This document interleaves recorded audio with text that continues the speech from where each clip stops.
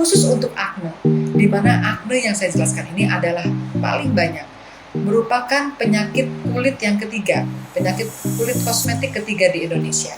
Dan setiap tahun angkanya meningkat. Akne pada umumnya, konsep utamanya disebabkan adanya 4 konsep utama, yaitu terjadi. Selain itu, kelebihan daripada kombinasi hormon ini, selain juga tadi untuk mengobati kasus akne, tentunya juga siklus menstruasinya juga akan terkontrol karena akan terus bisa menstruasi. Dan selain itu juga dia akan meningkatkan kualitas hidup karena tentunya dengan tidak akan terjadi kehamilan yang diharapkan, yang memang dia tidak mau hamil, dengan kulitnya pun lebih bersih tentunya.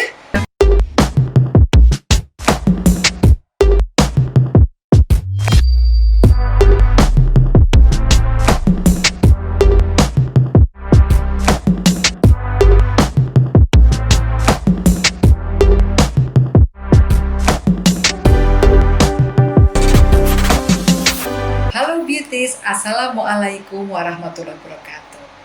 Pada video kali ini, saya akan menjelaskan bagaimanakah pil kontrasepsi dapat digunakan selain untuk mencegah kehamilan, juga dapat membuat kulit menjadi cantik, glowing skin, dan kulit menjadi bersih.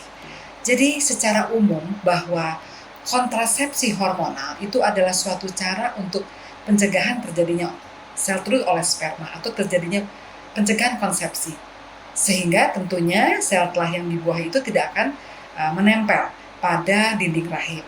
Dan kontrasepsi hormonal ini sebetulnya masih banyak sekali metode-metodenya yang digunakan. Jadi bisa metodenya itu yang mengandung hormon terutama, jadi ada yang mengandung hormon kombinasi, dan juga ada yang mengandung hanya hormon progestin saja. Tentu dalam semua hal ini ada keuntungan dan kerugian. Jadi kalau kita menggunakan hormon yang sifatnya kombinasi, dia berfungsi bisa untuk menghambat terjadinya pembuahan atau pematangan sel telurnya sendiri, dan juga dia bisa mengontrol siklus menstruasi.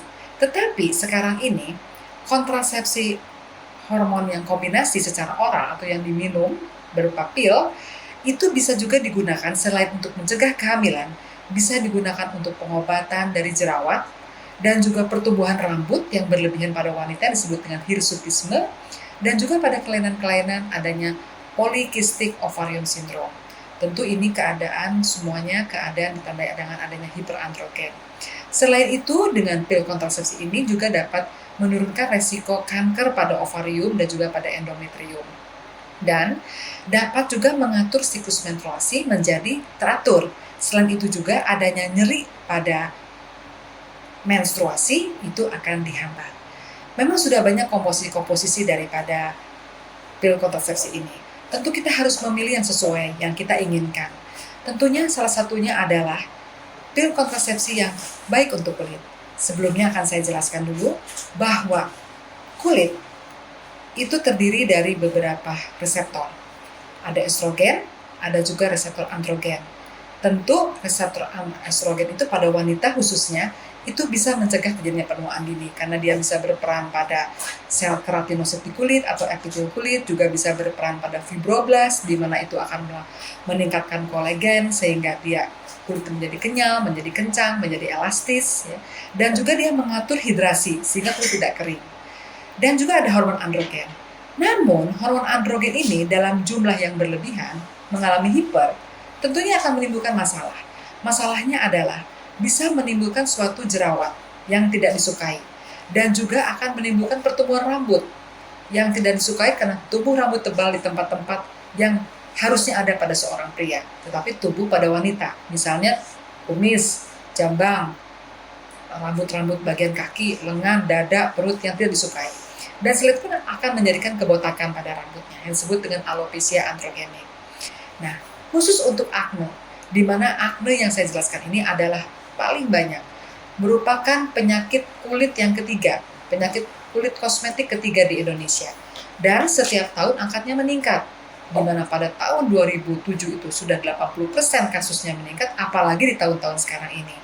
Nah, sebetulnya akne sendiri tidak menyebabkan kematian, tetapi dia meningkatkan morbiditas, kesakitan, karena efek terapi atau efek pengobatannya terlambat pada acne vulgaris apabila sudah mengalami derajat yang parah, di mana timbul adanya peradangan yang hebat pada kulitnya, tentu akan menimbulkan jaringan parut dan akan meninggalkan warna kehitaman yang disebut dengan hiperpigmentasi pasca inflamasi. Dan keadaan ini akan menurunkan rasa percaya diri, sehingga timbul depresi dan akhirnya kualitas hidupnya pun menurun. Nah, kita harus tahu dulu bagaimana terjadinya acne. Acne pada umumnya konsep utamanya disebabkan adanya 4 konsep utama, yaitu terjadi peningkatan proliferasi daripada sel-sel folikuler epidermal. Jadi tentunya dia akan meningkat sehingga lebih menebal. Selain itu pun adanya produksi sebum yang berlebihan. Sebum kita ketahui adalah kelenjar minyak. Semua orang akan punya. Tetapi kalau berlebihan tentu akan menimbulkan masalah. Dan ada proses peradangan, juga ada aktivitas daripada P. acnes atau Propionibacterium acnes. Itu suatu bakteri yang sebetulnya normal, namun pada kondisi tertentu, pada keadaan kulit yang sangat berminyak, dia akan meningkat yang menyebabkan prosesnya bertambah beratnya penyakit acne. Dan tentunya keempat ini saling berkaitan, sangat berkaitan dengan adanya hormon androgen.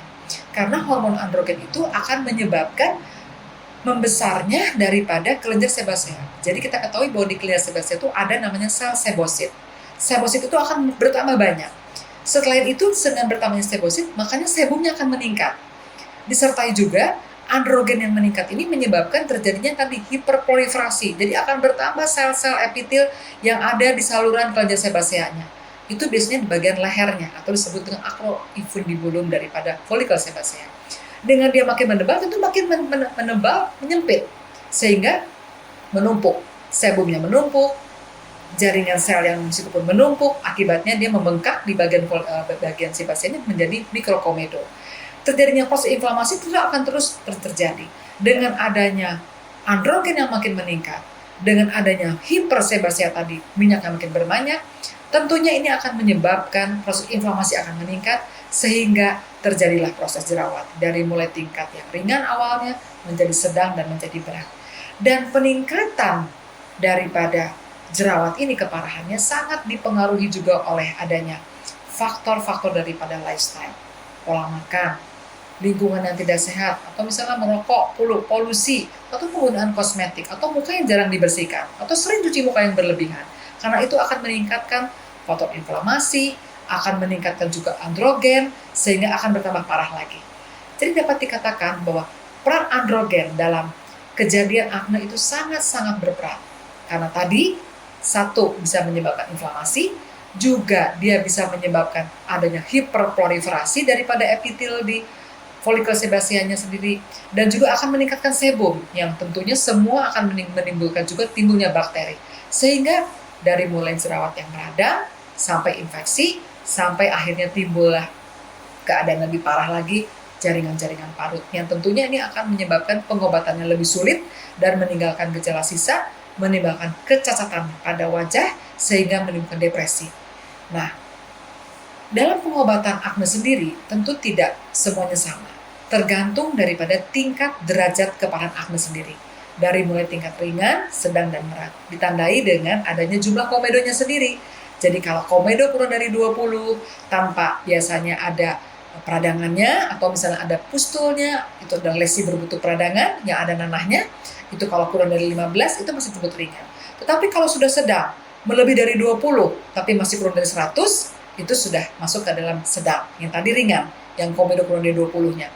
Kalau yang berat tentu komedonya lebih banyak lagi, lebih daripada 100, peradangannya pun lebih banyak. Nah, itu yang akan menyebabkan tentunya kecacatan yang menimbulkan adanya jaringan parut. Dan jangan lupa bahwa yang namanya kelenjar sebasea itu bukan hanya ada di muka saja, dia terdapat di seluruh tubuh, kecuali pada telapak tangan dan telapak kaki. Namun, paling banyak area yang mengandung kelenjar sebasea adalah selain wajah, dada, punggung, dan lengan atas. Tentunya daerah-daerah itu yang akan terserang atau terkena oleh acne ini. Dan terapi pada acne sebetulnya ada beberapa. Dari mulai pengobatan yang bukan dengan non-medikamentosa namanya, dan juga dengan terapi medikamentosa. Nah, kalau yang dengan non-medikamentosa tentunya apa saja yang dilakukan? Pertama adalah kita jangan banyak memegang-megang jerawat itu, komedo, atau apalagi memencetnya. karena akan menimbulkan tadi inflamasi dan infeksi. Selain itu, harus mencuci muka minimal 2 kali sehari, tetapi tidak boleh berlebihan. Dan usahakan jangan menggunakan produk yang banyak sabun yang mengandung deterjennya, karena itu kan akan merangsang terjadinya jerawat. Tentu selain itu pula, jangan menggunakan kosmetik khususnya pada wanita yang sifatnya komenogenik, misalnya menggunakan make up yang tebal, bedaknya yang padat, foundation yang banyak mengandung krimnya. Tentu ini akan menimbulkan komenogenik. Selain itu pun dari faktor dalam, tidak boleh terlalu banyak makanan yang mengandung kadar indeks glikemik yang tinggi. Misalnya apa? Misalnya gula yang tinggi, tepung-tepungan, gorengan, itu tentunya harus mulai dibatasi. Jangan terlalu berlebihan. Dan selain itu pun harus diingat, mental health pun berperan. Karena dengan gangguan mental health, dengan adanya, apalagi sekarang ini dalam masa pandemi ini, dalam suasana ketidakpastian, adanya WFA, tentu akan menimbulkan stres. Dengan stres itu akan meningkatkan juga suatu hormon kortisol, adrenalin meningkat, tentu androgen pun akan meningkat. Jadi ini semua akan memperparah keadaan penyakit aknenya. Jangan lupa juga pola tidurnya harus diatur. Jangan terlalu malam dan harus minimal 6-8 jam. Juga jangan lupa minumnya, harus terus minum air putih yang tentunya minimal 6-8 gelas sehari. Dan terapi ini tentu harus dengan pengawasan dokter, tidak bisa dengan sembarangan, karena takut kita memilih salah penanganan atau salah terapi. Kecuali misalnya masih derajat ringan, mau mencoba dulu, tidak masalah. Misalnya di pasaran ada yang namanya benzoil peroksida. Kita harus memilih berapa persen yang terbaik untuk kulit kita, ya. Namun kalau menggunakan produk-produk yang sifatnya sudah medikamentosa, misalnya dengan obat antibiotik, itu yang harus dengan pengawasan dokter. Dan apabila misalnya sudah menggunakan antibiotik, ternyata tidak sembuh-sembuh juga aknenya, tentu ini akan mengganggu secara penampilan. Inilah yang kita akan gunakan, kontrasepsi kombinasi yang digunakan secara oral.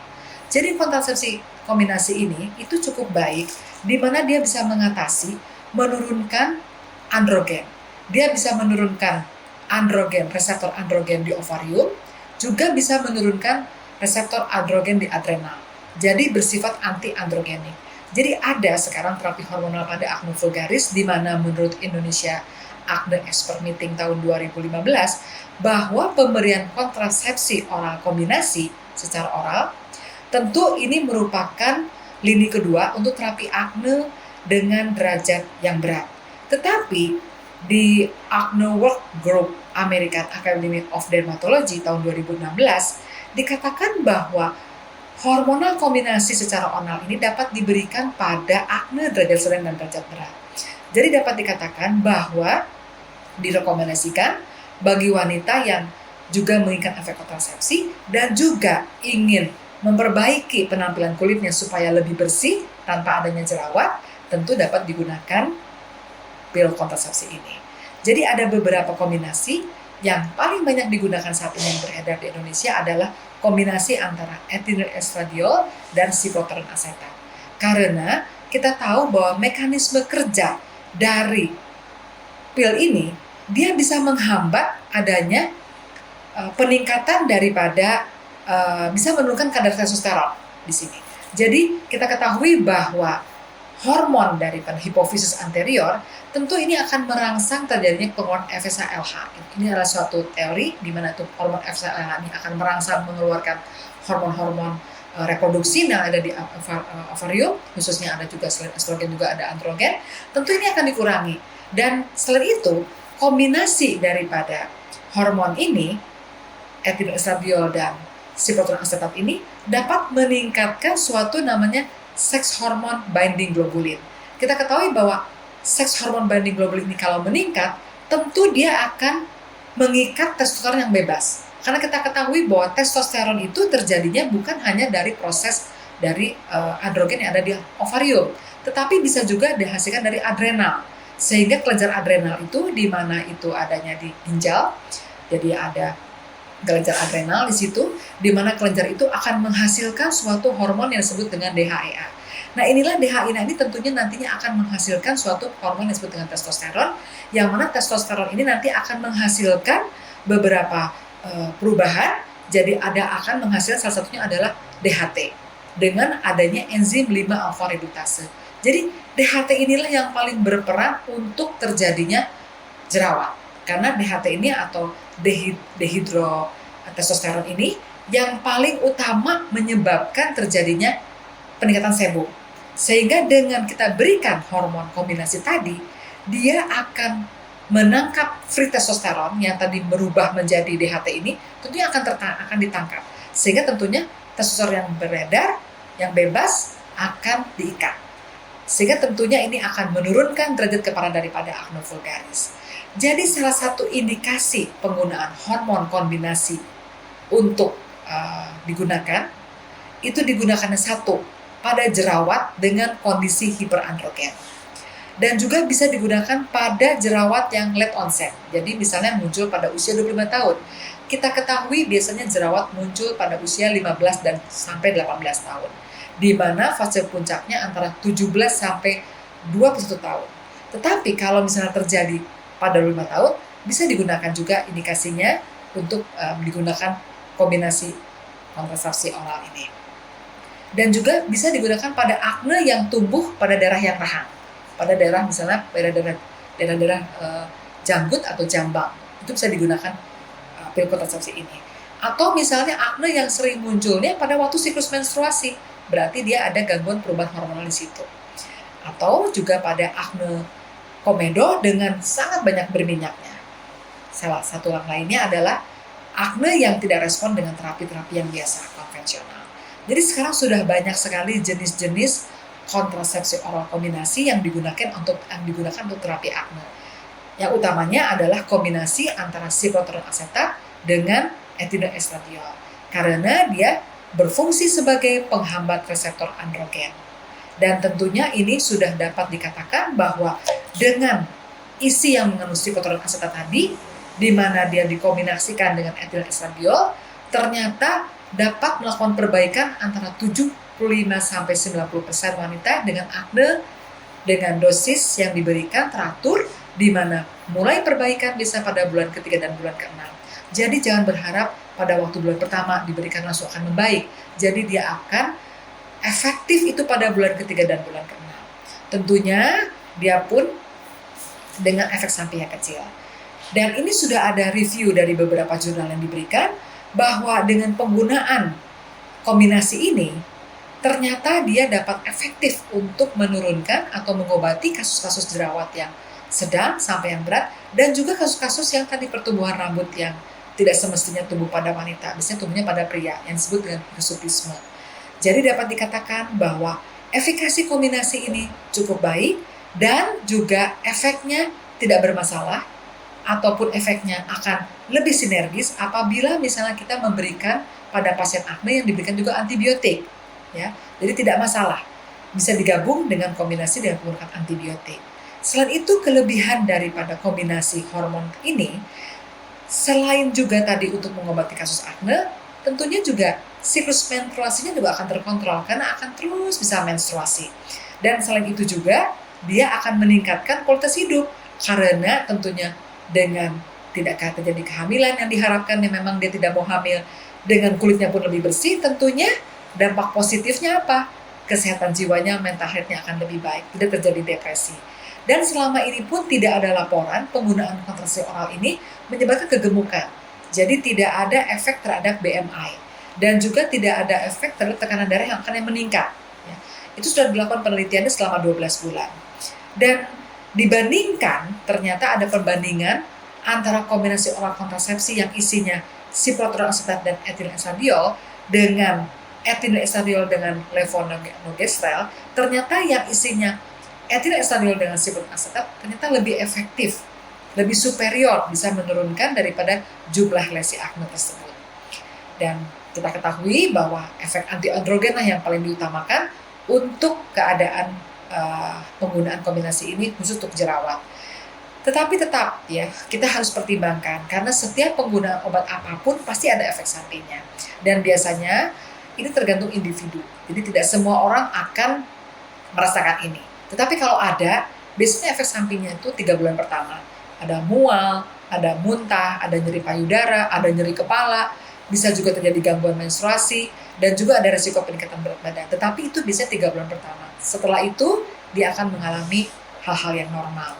Dan peningkatan risiko kanker payudara atau cervix pada beberapa wanita ini pun secara individu. Jadi sebaiknya tidak digunakan pada orang-orang yang mempunyai risiko-risiko atau genetik secara itu. Dan ada beberapa kontraindikasi dalam penggunaan kontrasepsi oral kombinasi ini. Jadi tidak bisa digunakan pada orang kehamilan tentunya ya, dan juga pada kasus kanker ya, khususnya payudara, juga pada menyusui, itu juga kurang dari 6 minggu bisa postpartum tidak diberikan. Juga usia-usia yang misalnya sudah lebih daripada 35 tahun. Karena resiko untuk terjadi gangguan pada pembuluh darah, pada vaskuler ya, atau gangguan pada jantung itu lebih meningkat. Terkecuali pada usia-usia itu yang misalnya dia tidak ada gangguan seperti itu, tapi harus dengan pengawasan daripada dokter. Dan juga pada lifestyle, misalnya pada orang perokok pun hati-hati. Tapi kalau rokoknya misalnya kurang daripada 15 batang per hari, masih harus dalam pengawasan. Tapi kalau lebih dari itu tidak disarankan. Dan hati-hati juga misalnya pada orang adanya gangguan dari kepala yang hebat, ya ada migrain yang hebat, atau ada gangguan neurologis yang hebat, kita tidak sarankan menggunakan kontrasepsi oral kombinasi ini. Kecuali misalnya dia memang nyeri kepalanya itu tanpa ada gejala neurologis ya, itu kita akan berikan. Dan hati-hati dalam penggunaan ini tetap ya, karena memang walaupun dapat dikatakan aman, tapi dapat terjadi juga efek samping pada beberapa orang saja. Biasanya terjadinya 3 bulan pertama.